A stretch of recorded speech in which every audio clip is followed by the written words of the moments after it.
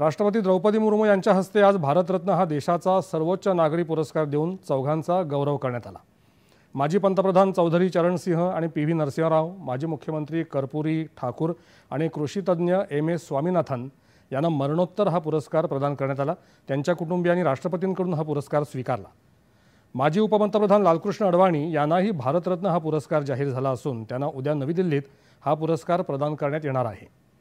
माजी पंतप्रधान नरसिंह राव यांनी देशासाठी दिलेलं योगदान सर्वांनाच ठाऊक आहे। त्यांना भारतरत्न हा सर्वोच्च नागरी सन्मान मिळणं हे प्रत्येक भारतीयासाठी अभिमानास्पद असल्याची प्रतिक्रिया पंतप्रधान नरेंद्र मोदी यांनी एक्स या समाज माध्यमावरच्या मंचावरून व्यक्त केली आहे। देशाच्या प्रगतीमध्ये आणि आधुनिकीकरणामध्ये राव यांची कामगिरी महत्त्वाची असल्याचं त्यांनी नमूद केलं आहे। कृषी क्षेत्रात डॉक्टर एम.एस. स्वामीनाथन हे नाव अग्रगण्य आहे। अनुवंशशास्त्र आणि कृषी विज्ञान या दोन्ही क्षेत्रांमध्ये त्यांनी केलेलं काम दीर्घकाळ स्मरणात राहील। त्यांच्या अथक प्रयत्नांमुळे अन्नधान्य उत्पादनात आपण स्वयंपूर्ण होऊ शकलो असं पंतप्रधानांनी म्हटलं आहे। कर्पूरी ठाकूर यांनी सामाजिक न्याय आणि समानता या तत्वांसाठी आयुष्यभर लढा दिला। समाजातल्या दलित, पीडित आणि वंचित घटकांसाठी त्यांनी केलेलं काम कौतुकास्पद आहे।